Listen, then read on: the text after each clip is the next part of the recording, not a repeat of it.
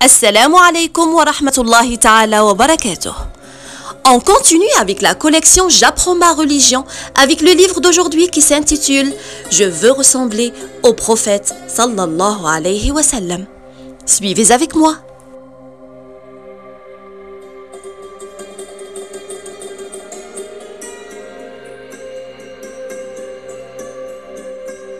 C'est une chaude journée d'automne. Le soleil illumine la terre de ses doux rayons. Une brise légère fait bouger les branches des arbres. On dirait qu'elle danse. Tout semble calme et harmonieux.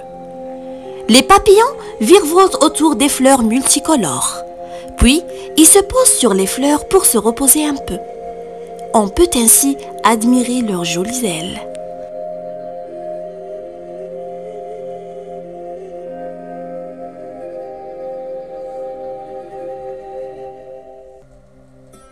Les abeilles sont bien plus rapides que les papillons.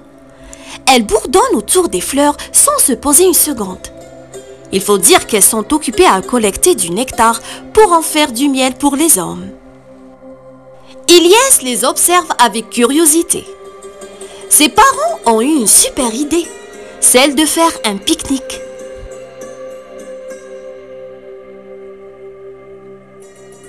Une fois arrivé, Ilyes regarde tout autour de lui. Il voit les moutons qui broutent l'herbe bien verte, la rivière transparente, le soleil éclatant, le ciel bleu, les nuages tout blancs, les papillons aux ailes multicolores, les abeilles ouvrières. Tout est tellement beau.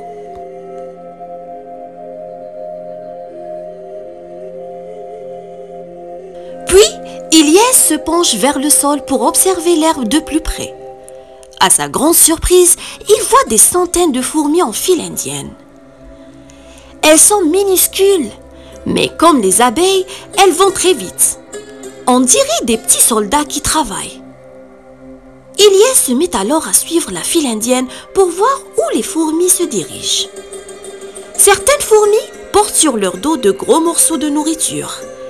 Ilyes voudrait bien les aider, mais elles n'ont besoin d'aucune aide extérieure.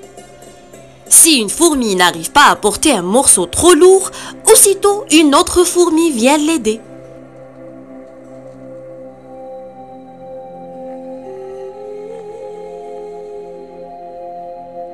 La longue file arrive en haut d'un tas de terre dans lequel il y a un trou. Elle porte la nourriture à l'intérieur du trou. Ilyes se dit, les fourmis doivent stocker leur nourriture sous la terre. Les fourmis travaillent consciencieusement et chacune d'elles sait ce qu'elle a à faire. Ilyes est impressionné de voir combien elles sont organisées.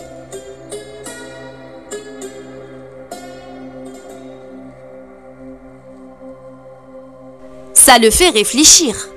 Il se dit que chaque créature sur Terre fait son devoir de manière irréprochable. Le soleil brille chaque jour. Les abeilles font du miel. Les vaches donnent du lait. Les poules pondent des œufs. Et les nuages arrosent la nature de pluie.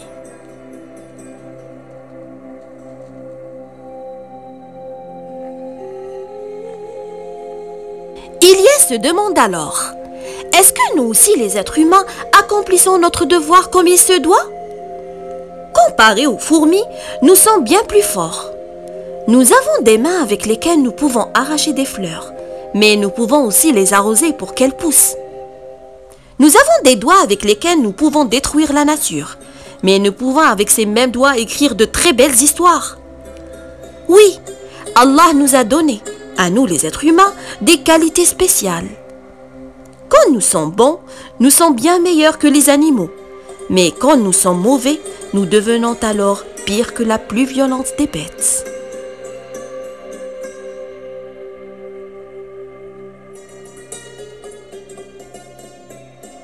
Pour toujours être bon, nous avons besoin que quelqu'un vienne nous enseigner la sagesse. Mais comment faire pour tout savoir et apprendre à bien faire les choses et à devenir une bonne personne? Ilyes ne le sait pas. Alors il va voir ses parents et demande « Papa, je me demandais comment faire pour... » Et il raconte ce qui le préoccupe. Sa maman le regarde avec fierté.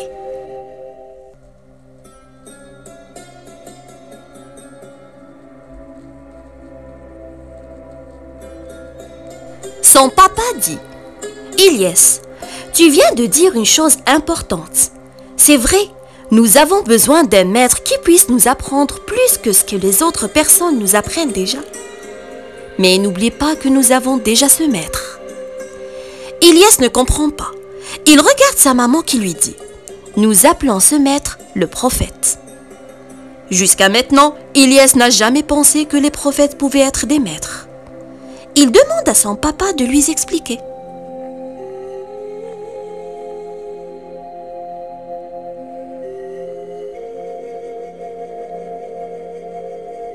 Son papa lui dit alors: un prophète est une personne qu'Allah a choisie pour transmettre sa parole. Grâce au prophète, nous savons comment obéir à Allah. Allah a envoyé plusieurs prophètes dans le monde entier et à des époques différentes. Il y a eu Adam, Nuh, Ibrahim, Isa et plein d'autres.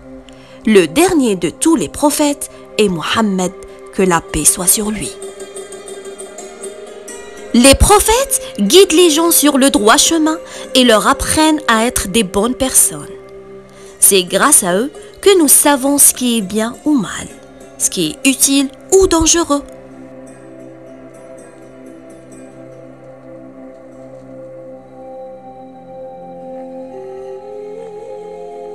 Ilyes regarde son papa attentivement, curieux d'en savoir davantage.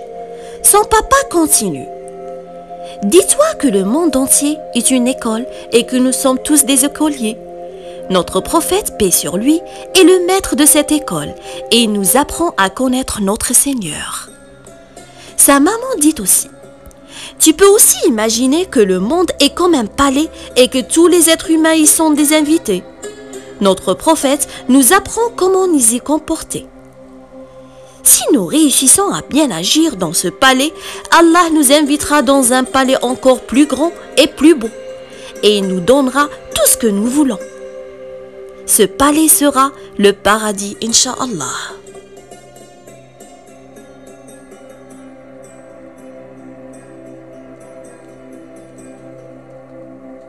Ilyes est très content d'entendre tout ça. Il demande à son papa: que doit-on faire pour entrer dans le palais du paradis?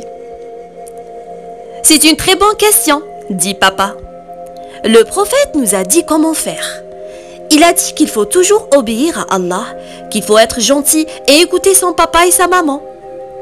Mais le prophète nous a aussi dit qu'il ne faut pas dire des mensonges, ni être méchant ou désobéissant. C'est en suivant ces conseils de notre prophète que tu pourras entrer dans le palais du paradis.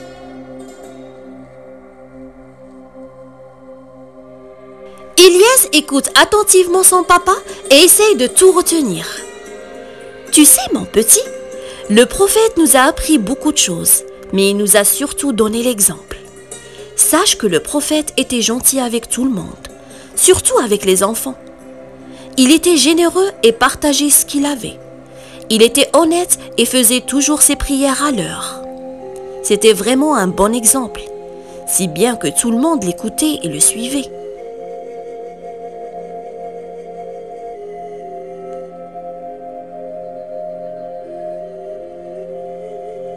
Ilyes réfléchit à ce que son papa vient de lui dire. Il dit alors: je crois que le prophète Mohammed est le plus fort et le meilleur de tous les hommes. Maman, papa, je vais être comme le prophète et devenir le meilleur de tous les petits garçons. Ses parents le regardent en souriant. Ils sont très fiers de leur fils. Le soleil commence à tomber. Il faut rentrer avant la nuit. Ilyes est content d'avoir appris autant de choses sur le prophète Mohammed. Il veut maintenant tellement lui ressembler qu'il harcèle ses parents de questions. Comment se conduisait-il avec les enfants? Il aimait beaucoup les enfants et avait toujours un mot gentil pour eux, dit maman.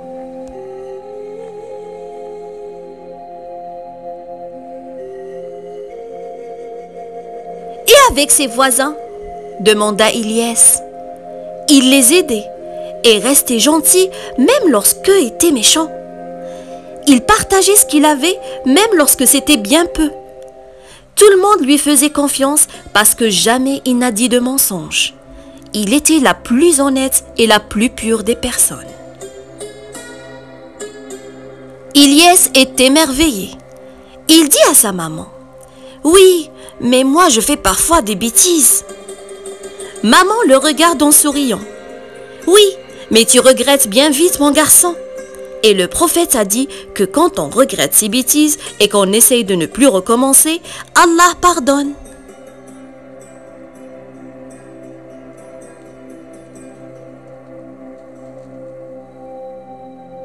Ilyes est ravi.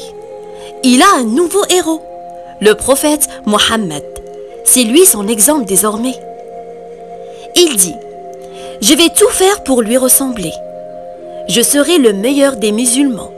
Et Inch'Allah, un jour, je le rencontrerai au paradis. » Alors, si toi aussi, tu veux rencontrer le prophète Mohammed sallallahu alayhi wa sallam au paradis, suis son exemple et apprends à être un bon musulman.